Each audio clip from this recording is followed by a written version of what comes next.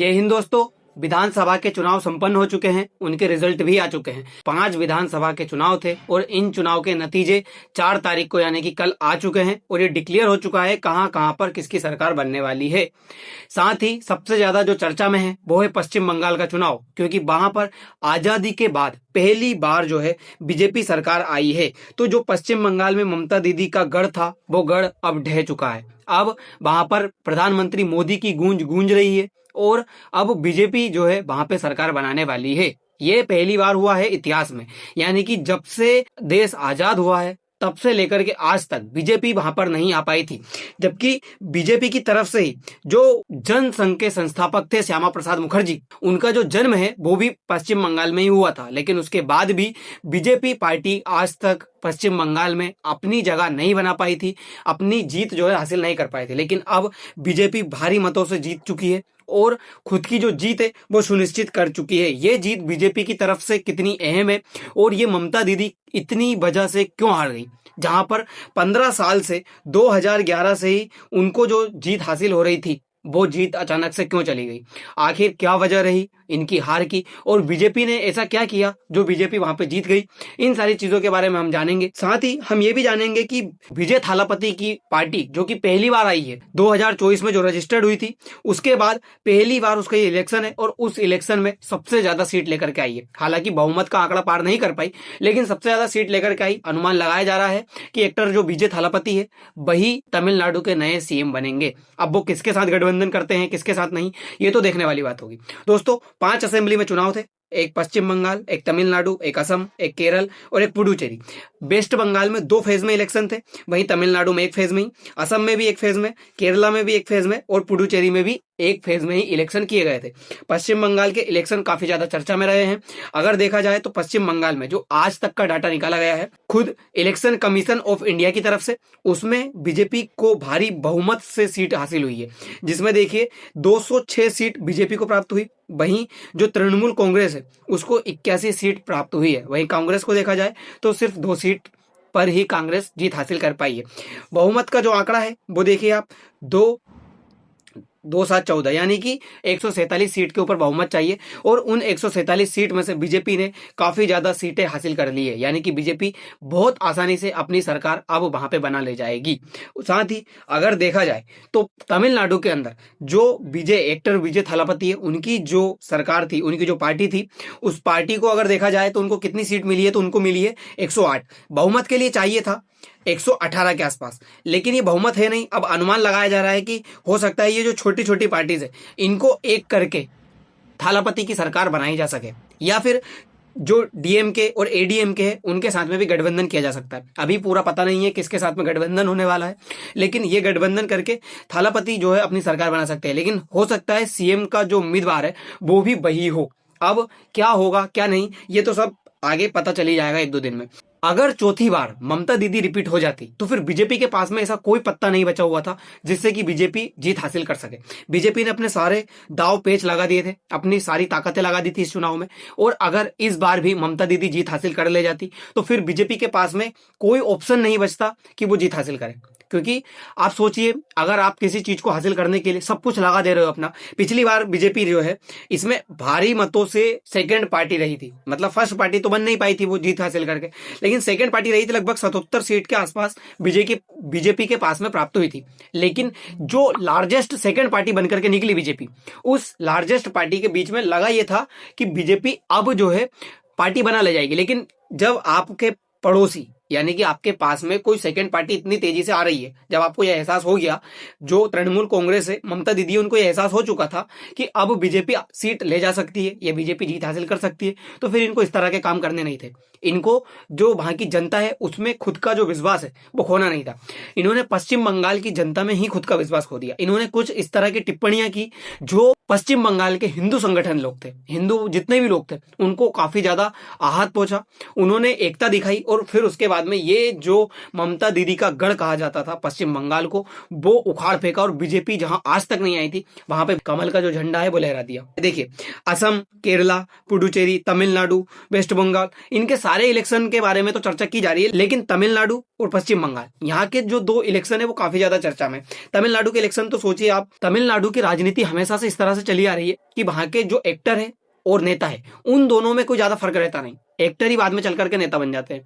यही तमिलनाडु की जनता में होता है। हुआ क्या, जो एक्टर विजय है उन्होंने क्या किया, उन्होंने लगभग 70 से अधिक ऐसी फिल्में की जिनमें उन्होंने मसीहा बना खुद के। वो जो सीएम वगैरह होते हैं उनको हमेशा से बताते आए हैं कि आप गलत काम कर रहे हो, आपके द्वारा ये सही काम नहीं किया जा रहा, किसानों के पक्ष में, गरीब लोगों के पक्ष में। इस तरह के उनकी फिल्मों के अंदर काम किया गया, जिससे कि उन्होंने जनता के अंदर इस तरह की छवि बना ली कि यदि ये सीएम बने तो ये इसी तरह के काम करेंगे, क्योंकि इन्होंने अपनी जो विचारधारा है वो अपनी स्क्रिप्ट के माध्यम से दुनिया को, जनता को बता दी है। तो अगर एक्टर विजय को सीएम बनाया जाएगा तो काफी ज्यादा फायदेमंद होगा। इसीलिए जब वो राजनीति में कूदे 2024 में उन्होंने अपनी पार्टी को रजिस्टर्ड किया। 2024 में टीवी के जो उनकी पार्टी रजिस्टर्ड हुई, आज 2026 जो कि इसका पहला चुनाव था, उस पहले चुनाव में ही काफी अच्छी सीट 108 के आसपास जो सीट है वो लेकर के आई है। तो ये पार्टी बहुत ज्यादा इफेक्टिव रही। ये जो चर्चा है तमिलनाडु के अंदर चुनाव की, ये काफी ज्यादा चर्चित होने वाली है, लोगों के अंदर क्यूरियोसिटी पैदा कर रही है। दूसरी बात, अगर मैप के अंदर देखा जाए तो पश्चिम बंगाल का ये सिलीगुड़ी कॉरिडोर वाला हिस्सा देखिए आप, उसके ऊपर का जो असम से लगा हुआ है, क्योंकि असम में भी बीजेपी की सरकार आई है तो असम से लगा हुआ हिस्सा पूरा भगवा हो चुका है। इसके बाद में ये वेस्टर्न साइड वाला पूरा हिस्सा जो है भगवा हो चुका है। अगर आप बांग्लादेश से लगा हुआ हिस्सा देखोगे तो बांग्लादेश से लगा हुआ हिस्सा बिल्कुल भी भगवा नहीं हो पाया, जहां पे मुस्लिम कम्युनिटी ज्यादा थी या फिर जहां पे बांग्लादेशी घुसपैठिए की अनुमान लगाया जा रहा था कि वो आप करके रह रहे हैं, तो उसकी तरफ से उस एरिया में बीजेपी को वोट हासिल नहीं हुआ। बीजेपी वहां पे जीत हासिल नहीं कर पाई। वहां पे फिर भी अभी जो है तृणमूल कांग्रेस ही वहां पे अपनी जगह बना पाई है, जगह पकड़ उसकी मजबूत है। तो ये कहीं ना कहीं दर्शा रहा है कि बीजेपी की तरफ से जो एसआईआर करवाया गया था, जिसके तहत बहुत सारे वोट काटे गए थे, इलीगल वोट्स, ये इलीगल वोट्स बांग्लादेशी थे। ममता दीदी के द्वारा इसका विरोध किया गया था। अब इसका विरोध क्यों किया गया था, इस चुनाव के बाद साफ नजर आ रहा है। एसआईआर होना कितना ज्यादा जरूरी था ये साफ साफ दिख रहा है, क्योंकि जो जो बांग्लादेशी भारत के अंदर रह रहे थे उनके वोट सारे कट गए। उनके वोट कट गए तो आज जो तृणमूल कांग्रेस है उसको इतनी ज्यादा सीटें हासिल नहीं हो पाई है, और बीजेपी इसमें एज लेकर के गई। जो भी गलत डिसीजन थे तृणमूल कांग्रेस के, वो सारे के सारे डिसीजन हटा दिए गए। ये देखिए, बीजेपी को 45% के आसपास वोट शेयर है वो प्राप्त हुआ है। इस बार हुआ भी क्या, वोटिंग भी सबसे ज्यादा हुई अभी तक की, क्योंकि जो पहले डर था पुलिस वगैरह का, वो पुलिस वगैरह अब लगाई नहीं थी। इस बार जो है सशस्त्र बल का पूरे काम कर रहे थे। जो बॉर्डर वाला हिस्सा है, उस बॉर्डर वाले हिस्से पे ममता दीदी के द्वारा जो तार फेंसिंग है वो की नहीं जा रही थी, उनके द्वारा जो अड़चन लगाई जा रही थी। उसके बाद में लोगों को समझ में आ चुका था कि बांग्लादेशी कितने ज्यादा भारत के अंदर आ रहे हैं, इनको अगर रोका नहीं गया तो ये प्रॉब्लम्स हो जाएगी। और ममता दीदी यहीं पे जो है हारती चली गई। उनके जो डिसीजन दूसरे देश के लिए हो रहे थे, वो डिसीजन से लोगों के अंदर उनके प्रति जो अविश्वास है वो पैदा हो गया, और उसके बाद में आज वो इस सिचुएशन पे आकर के खड़ी हो गई है। अगर 2021 चुनाव की बात की जाए, 294 सीटों में से बीजेपी जो है 77 सीटें हासिल कर पाई थी। ये आप देख सकते हैं, बीजेपी को 77 सीटें के आसपास प्राप्त हुई थी, वहीं ममता दीदी को 215 सीटें आसपास प्राप्त हुई थी। तो ये कितनी भारी मतों से जीत हुई थी तृणमूल कांग्रेस की, और आज ये जीत खुद के हाथों से खुद ही गवा दी गई। और ये गलती कहीं ना कहीं तृणमूल कांग्रेस की नेता, लीडर जो ममता बनर्जी है, उनके द्वारा की गई है। अगर देखा जाए तो पहला कारण क्या है इनकी हार का, एसआईआर। एसआईआर अगर नहीं हुआ होता तो शायद फिर से तृणमूल कांग्रेस आती, लेकिन एसआईआर के होने से जो इलीगल वोट्स थे, माइग्रेंट थे, वो सारे के सारे हट गए।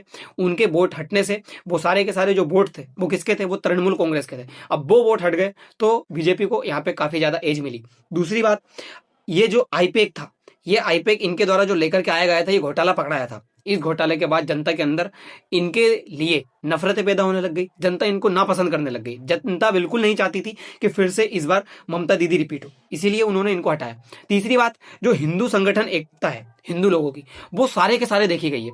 बीजेपी को सारे के सारे जो वोट प्राप्त हुए अधिकतर वो हिंदुओं के प्राप्त हुए, तो हिंदू ने इस बार यूनिटी दिखाई। हिंदू यूनिटी की वजह से आज तृणमूल कांग्रेस आ रही है और बीजेपी को जीत हासिल हुई है। हुआ भी क्या था, जो तृणमूल कांग्रेस है उनकी तरफ से टिप्पणियां भी कुछ इस तरह की की गई थी हिंदुओं को लेकर के।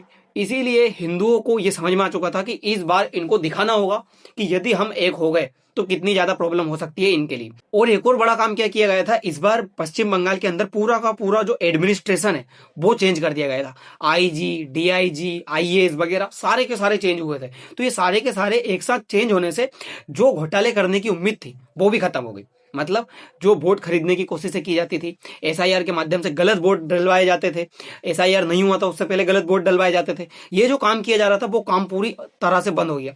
ये काम एकदम से बंद होना ममता दीदी के लिए काफी ज्यादा घातक साबित हुआ, जिस वजह से ये पूरा का पूरा जो चुनाव है वो बीजेपी के पक्ष में आकर के खड़ा हो गया। वहीं मैंने आपको बताया इस बॉर्डर के किनारे जो है सशस्त्र बल लगाए गए थे ताकि कुछ भी घुसपैठिए वगैरह इस देश में आ ना सके। और जो अभी बताया जा रहा है कि चुनाव के बाद भी लगभग 7 दिन तक ये सशस्त्र बल जो है यहाँ पे लगे रहेंगे ताकि कोई भी उटपटांग काम ना हो, कोई भी अव्यवस्था पैदा ना हो। इसीलिए ये सारे के सारे इस बार लगे रहेंगे। पुलिस वगैरह की व्यवस्था नहीं की गई थी, इस बार पुलिस को जो है इस चुनाव में लगाया नहीं गया था। और दूसरी बात, बीजेपी की जो ये जीत है, ये जीत बीजेपी के अलग अलग तरीके से जो विचार रखे गए थे, बीजेपी ने जो इकोनॉमिक्स के लिए रखे कि वो आएगी तो इस तरह के जो नए नए काम है वो करवाएगी, तो ये बीजेपी के लिए थोड़ा सा टेंशन भरा काम जरूर होगा। जो जो उन्होंने वादे किए हैं वो वादे पूरे करें, उम्मीद करते हैं। जो बीजेपी को पहली बार यहाँ पे जीत हासिल हुई है, उस जीत के बाद बीजेपी कोशिश करेगी या काम करेगी इस तरह के जिससे कि लोगों के अंदर उनको जो विश्वास है उनके तरफ प्रति वो करे। वरना फिर 5 साल के बाद समय आएगा और जनता फिर से अपना नेता खुद चुन सकती है। अगर काम फिर से ठीक तरह से नहीं किया गया तो हमें एक का बनकर के नहीं रहना है। अगर काम जो ठीक से करेगा हम उसके साथ में, अगर बीजेपी इस बार काम ठीक से नहीं करती है तो बिल्कुल हटाए, अगली बार दूसरे को लाए। अगर ऐसा नहीं करेंगे, हमें किसी एक के साथ लगाव नहीं रखना है कि सिर्फ एक पार्टी है उसके साथ लगाव लेकर के रखे, नहीं। जो हमारे लिए काम करेगा हम उसको वोट देंगे, उसको जिता करके लाएंगे, बस। ऐसा कुछ नहीं है ना, क्योंकि देश के पास में पैसे बहुत है और ये पैसे कहाँ जा रहे हैं, कहाँ यूज हो रहे हैं ये पता नहीं। टैक्स बहुत कल्ला आ रहा है, पैसे बहुत आ रहे हैं सरकार के पास, लेकिन पैसे चुनाव में खर्च कर दिए जा रहे हैं। कैसे कर दिए जा रहे हैं, क्या हो रहा है, इन सारी चीज़ों के बारे में तो आप लोग भी जानते हो, अंदर ही अंदर आपको सब चीज़ें पता ही है। दूसरी बात, चर्चा कभी किसी क्लास में करेंगे। दोस्तों फिलहाल के लिए इतना ही, मिलते हैं अगली वीडियो में। धन्यवाद।